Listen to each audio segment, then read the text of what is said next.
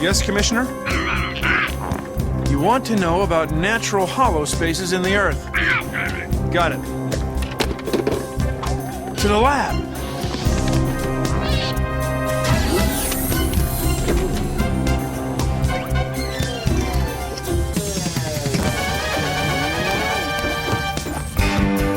Dedicated to solving subterranean mysteries in the deepest, darkest parts of Caves!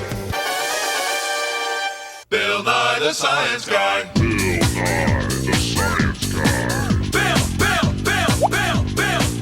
Nye the Science Guy. Science rules. Bill Nye the Science Guy. Inertia is a property of matter. Bill Nye the Science Guy. T minus 7 seconds. Bill Nye the Science Guy.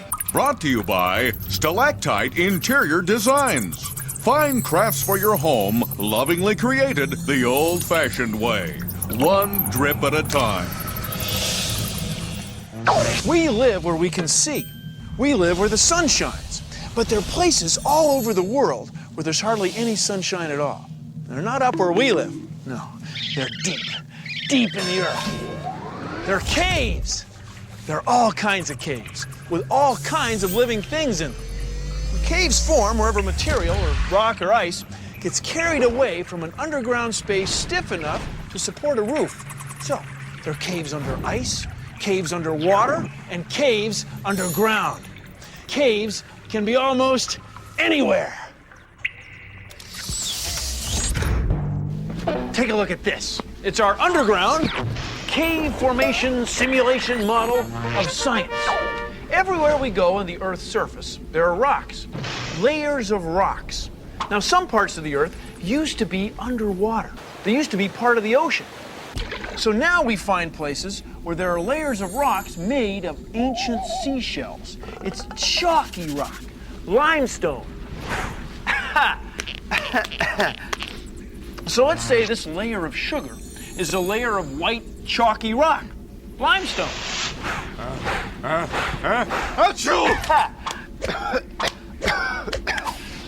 Now, when the ground gets soaked with water, like after it's been raining off and on for 300,000 years, the water flows through the ground like a river.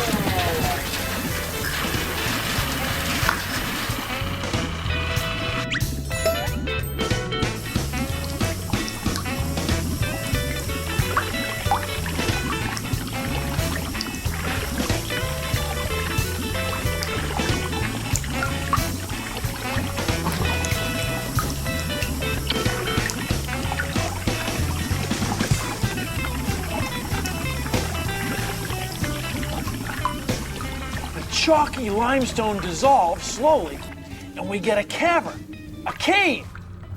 Now, wherever water can get in, there's usually a hole or an entrance.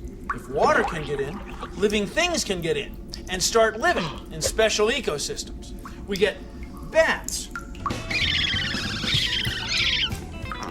bacteria,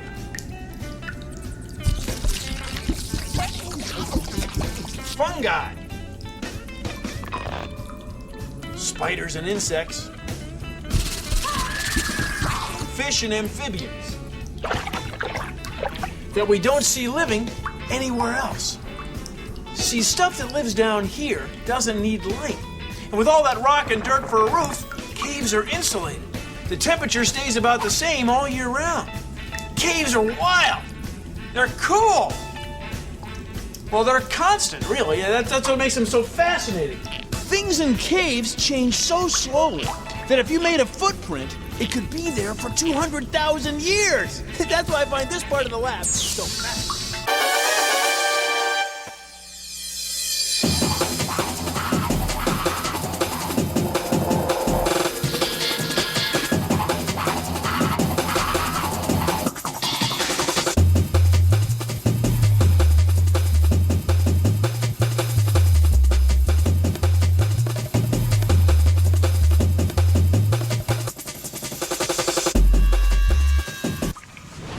These rocks were formed by water.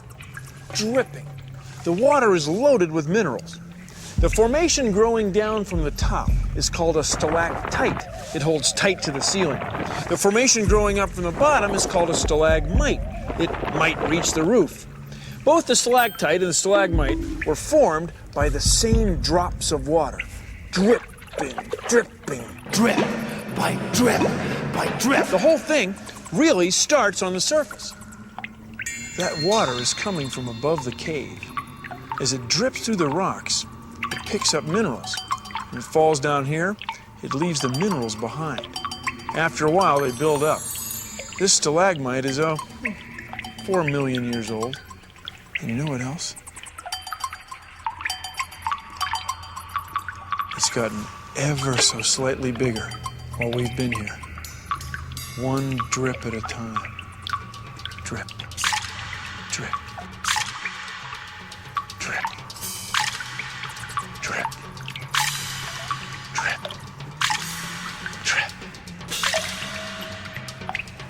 drip, drip, drip. Just one little drip at a time, one little drip at a time. Time is no problem in a cave. Drip, drippy, drip, drip, drippy, drip. Drip, drippy, drip, drip, drippy, drip. It's Drip-O-Matic. Tired of waiting thousands of years for that stalactite to develop, drip by drip? Now you can create your own stalactites in your very own home in a fraction of the time with Caveco's Drip-O-Matic. Drip, drippy, drip, drip, drippy, drip. Drip, drippy, drip, drip, drippy, drip. It's Drip-O-Matic from Caveco. You can make your own stalactite at home. Cool. You might need an adult to help you. I don't know many. Boil a small pot of water and let it cool down for a couple of minutes. All right. Pour some into a really thick glass like this, half filled with Epsom salts. I think I'll soak my feet in that. Keep stirring the Epsom salts into the water until it's all dissolved. Wow. You're fast. Take a cardboard box Like that. and trace 2 circles. One around the bottom of the cup and one around the top. Cut out a circle that's in between the lines so that when you set the cup in, it won't fall through the hole. Okay. Poke out 3 holes around the cup hole like this. Set the cup in the hole and pour your salt solution in your cup. Cut 3 pieces of yarn and attach them to a large object like this washer. Make sure you soak all the string in the solution. Now hang it over the side of the cup and push it down through the holes. Make sure there's something waterproof in the bottom of the box, like this tin foil.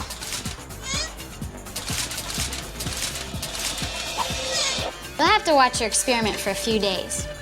Every day the salt water will run out of the cup through the string. The water evaporates, but the salt stays put, forming your stalactite. Pretty cool, huh? I guess. Try it!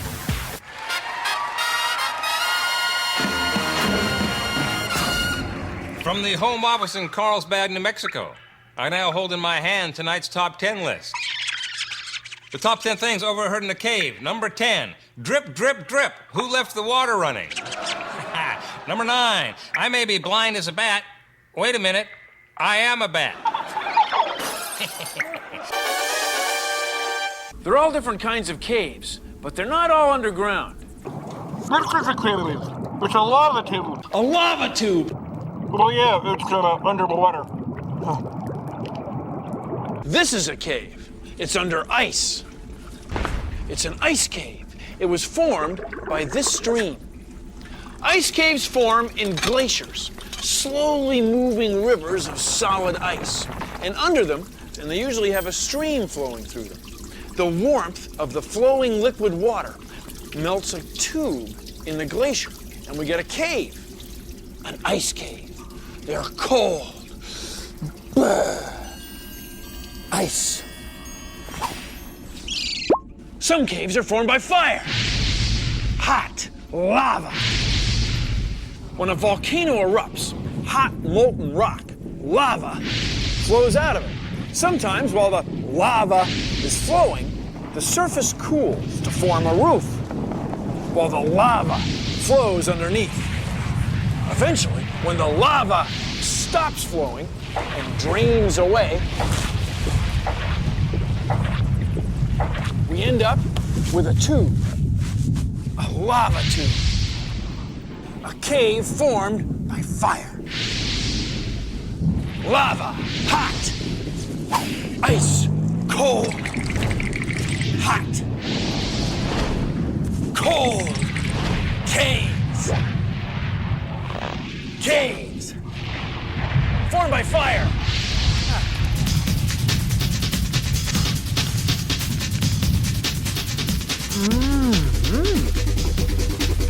Science! Science! Science! You are watching Cave TV, the best underground broadcaster in the dark.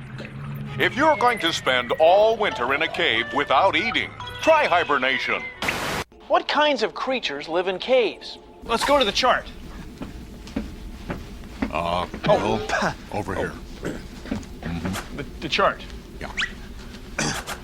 First, you've got your troglodytes. It's from old Greek words that mean cave outsider, or cave guest, if you will. I will.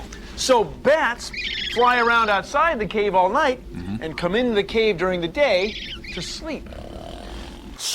Go to sleep. And bears spend most of the year outside of the cave, but they go into the cave in the winter to sleep, to hibernate. Now, birds, skunks, and moths, Who? they live near the mouth of the cave, where there's just a little light, what we call the twilight zone. They're all troglodytes.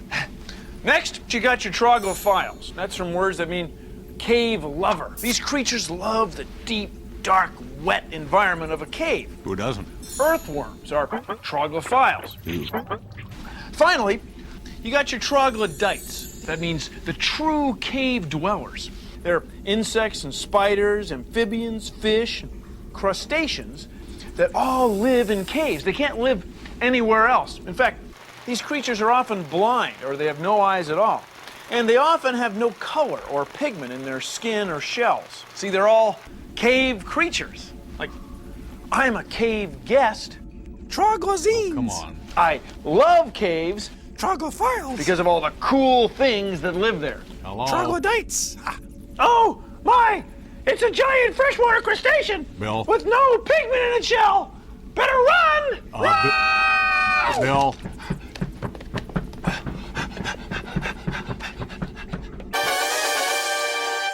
No eyes, no problem. I will be just fine. My ears and my nose, they will be my guide. You see, kids, a long, long time ago, some fish found their way into a cave and probably got trapped there. Now, the ones with the best senses of smell, touch, and hearing survived and passed their genes on. They're best equipped to deal with it because they can't see. So after millions of years of evolution, they became blind cave fish. Do you hear me? Blind cave fish.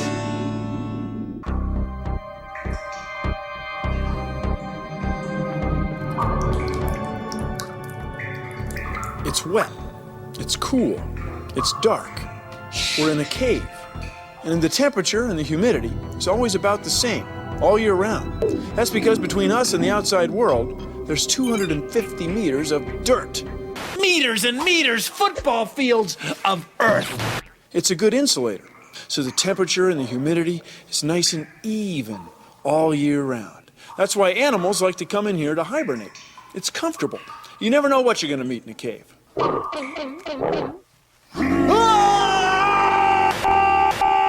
And now for our 5-day forecast for the subterranean darkland.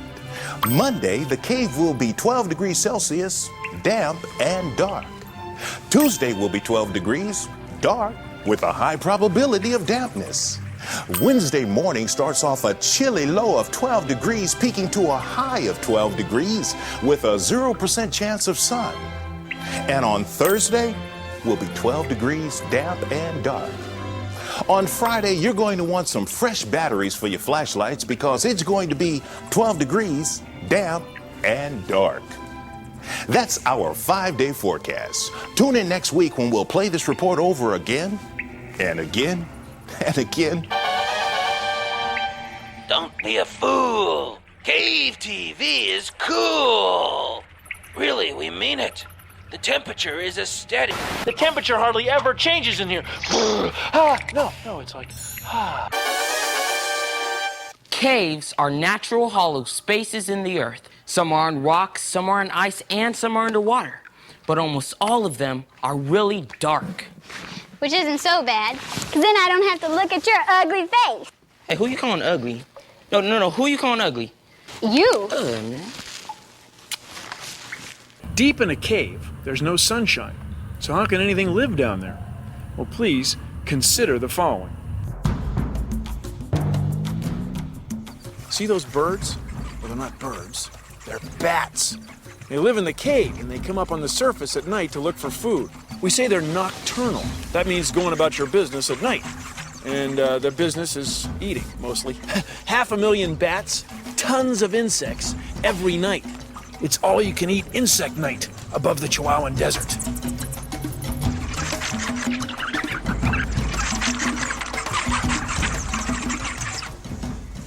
Even though bats live, to wit, where the sun don't shine, their food, their energy comes from, if you will, where the sun do shine. See, their food passes through their bodies, and the bat droppings, what we call bat guano, ends up all over the floor of the cave. Now, for some organisms, this stuff is fuel. It's bacterial breakfast, fungus food. See, those organisms feed on the organic material, the stuff from the organisms, the insects, that the bats have eaten. And then other living things feed on the bacteria and fungus, things like cave insects, or maybe even amphibians and fish. Bats go out there, sometimes at 100 kilometers an hour. They eat a few tons of insects every night, and they bring that organic material down here. And that allows you, the fungus, the bacterium, that allows you to party. That allows you to have your place in the cave ecosystem. It's a whole ecosystem that starts with the bat guano. So even though bats are active flying at night, they get their energy from up there. Energy. They get their energy from up here, where the sun shines all day. Energy. And they carry that energy deep into the darkness. Down into the darkness. Deep into the darkness. Down into the darkness. They bring life to the cave. They're busy. Busy as bats. Thank you for joining me on Consider the Following. Number 3. That's good guano. Number 2, hey, you Ozark blind salamander, you may not have eyes, gills, or pigment, but you sure got spunk. And the number 1 thing overheard in the cave. I love your cave painting. Is that an og? Huh?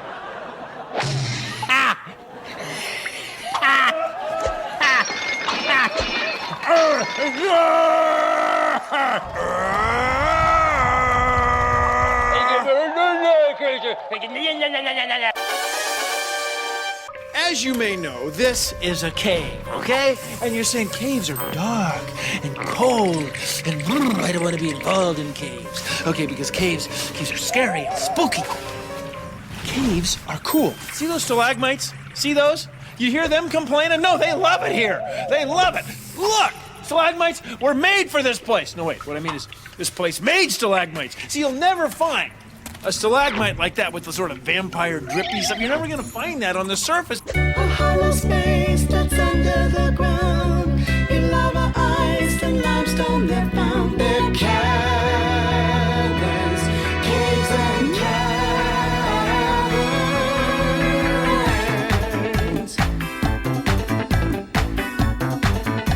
Caves and caverns. Caves and caverns. It's a cave thing, yeah, yeah. Different ways of forming now.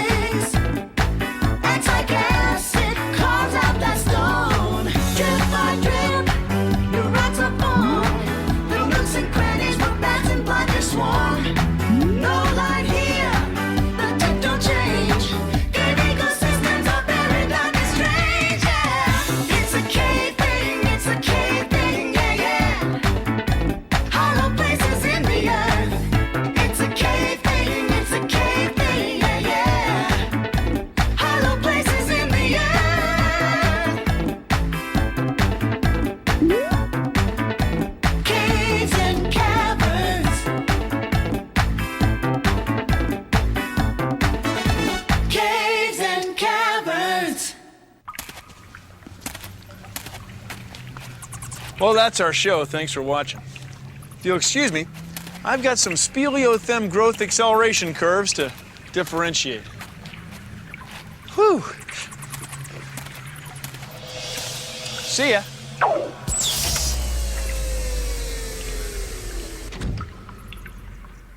Produced in association with the National Science Foundation. Wonder where this one leads. Sometimes the flow of the lava is Yeah, I was trying to shake the snow off my.